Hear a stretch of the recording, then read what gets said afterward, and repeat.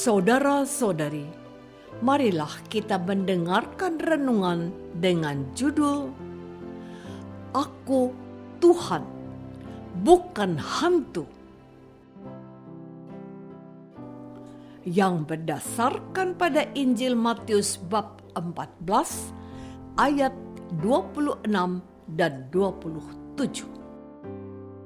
Ketika murid-muridnya melihat dia berjalan di atas air, mereka terkejut dan berseru, "Itu hantu!"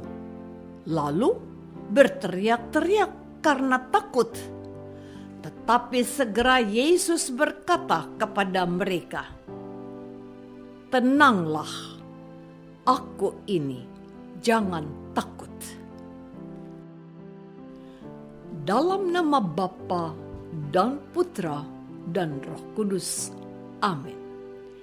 Saudara-saudari terkasih dalam nama Tuhan Yesus Kristus.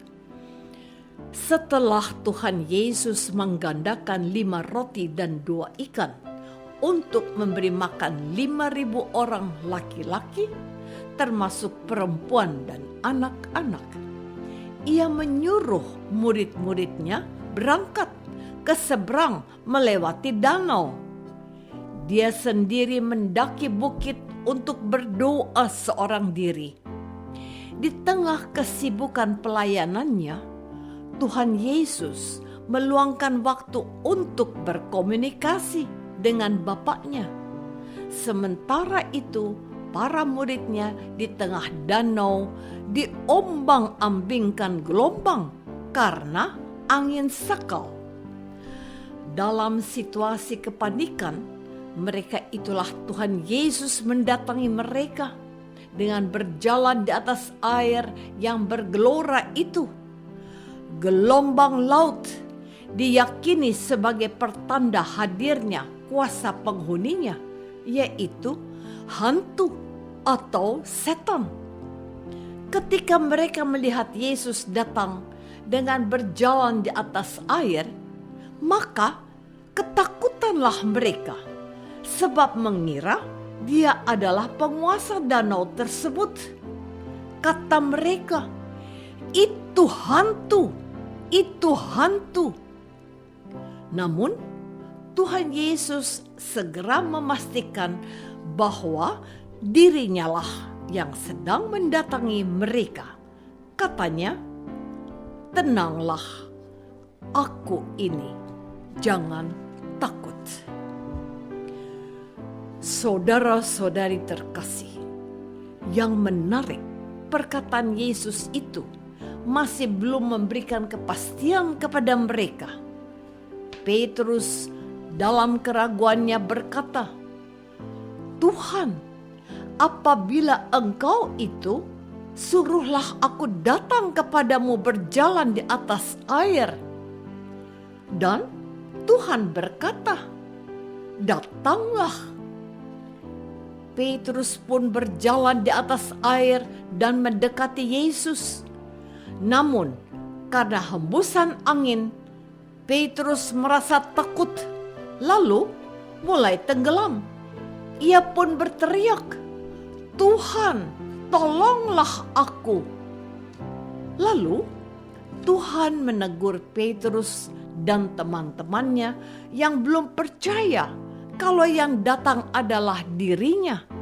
Sabdanya, "Hai orang yang kurang percaya, mengapa engkau bimbang?" Lalu mereka naik ke atas perahu dan angin pun redah. Sudahlah terbukti sekarang bahwa yang datang kepada mereka dalam situasi kepanikan itu adalah Tuhan, bukan hantu. Tuhan itu datang dengan cara yang tidak lazim. Ia berjalan di atas air dan tidak tenggelam. Tetapi Petrus tenggelam karena tidak percaya bahwa Yesuslah yang berjalan di atas air itu. Kehadiran Yesus di antara mereka segera menjadikan laut yang tadi bergelombang dan membuat mereka ketakutan segera tenang, dan angin pun meredah. Tuhan Yesus adalah juga penguasa atas alam semesta, termasuk kuasa alam yang menggelora laut di danau tersebut. Saudara-saudari terkasih, peristiwa redahnya angin dan tenangnya gelombang air danau merupakan tanda kekuasaan Allah yang ditunjukkan oleh Yesus sebagai Tuhan atas kuasa-kuasa alam semesta. Kalau Tuhan ada, tidak ada yang tidak mungkin terjadi atas kuasanya. Namun, kita terkadang seperti para rasul lebih takut kepada hantu dan kuasa-kuasa kegelapan daripada takut pada Allah dan kuasanya. Pada saat kita berhadapan dengan berbagai persoalan hidup, kita menjadi takut, kita menjadi kebingungan, kita terkadang juga putus asa. Ada orang-orang Kristen yang pergi mencari bantuan orang pintar yang katanya bisa membantu melepaskan dia dari persoalan hidup yang sedang dihadapinya. Mereka mengunjungi para dukun, ahli nujum, dan orang-orang yang katanya bisa memberi solusi atas problematika yang sedang mereka hadapi. Untuk mendapatkan pemecahan tersebut, mereka terkadang tidak ragu-ragu mengeluarkan sejumlah uang dan harta, bahkan syarat yang diminta dan terkadang terdengar sangat tidak masuk akal. Orang-orang seperti ini hidupnya dicemaskan oleh banyak hal, padahal mereka itu orang-orang beriman. Tuhan ada dalam hidup mereka. Allah bersemayam di dalam hati mereka. Sayangnya, mereka tidak sanggup menemukannya dan menyadarinya.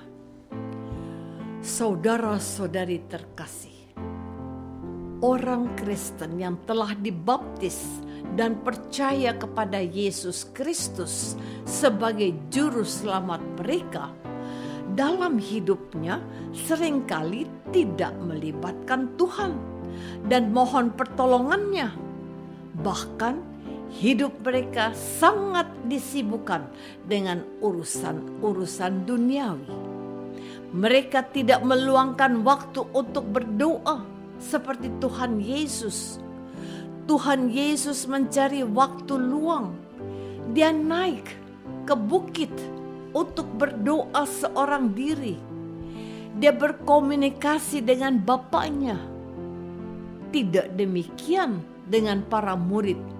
Mereka sibuk untuk melanjutkan perjalanan tanpa melibatkan Tuhan dalam aktivitasnya. Mereka meninggalkan Tuhan Yesus sendirian. Bahkan dalam situasi sulit, kehadiran Tuhan tidak disambut dengan hangat, malah dianggap sebagai hantu pengganggu perjalanan mereka. Sesungguhnya Tuhan tidak pernah pergi atau meninggalkan kita, sedetik pun tidak.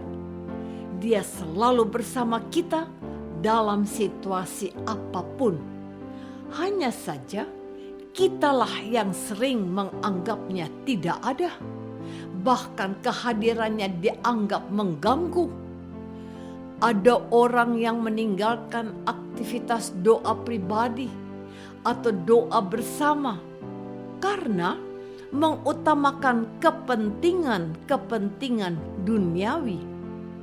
Marilah kita selalu melibatkan Tuhan dalam setiap langkah kita dan izinkanlah Dia menjadi penolong kita. Akan tetapi, masihkah kita percaya dan mengandalkan Dia? Yesus adalah Tuhan. Dia bukan hantu. Apakah aku sudah meluangkan waktu untuk berkomunikasi dengan Tuhan dalam doa? Apakah aku melibatkan Tuhan dalam setiap langkah hidupku dan persoalan hidupku? Marilah kita berdoa. Bapa yang Maha Baik, kami diingatkan oleh Tuhan Yesus untuk mengandalkan Engkau ya Allah dan berharap pada Dia, Putramu dan Tuhan kami. Bantulah kami untuk selalu melibatkan Yesus dalam hidup kami, sebab Dialah Kristus Tuhan kami. Amin. Semoga kita semua selalu dinaungi dan dibimbing oleh berkat Allah yang Maha Kuasa, Bapa dan Putra dan Roh Kudus. Amin.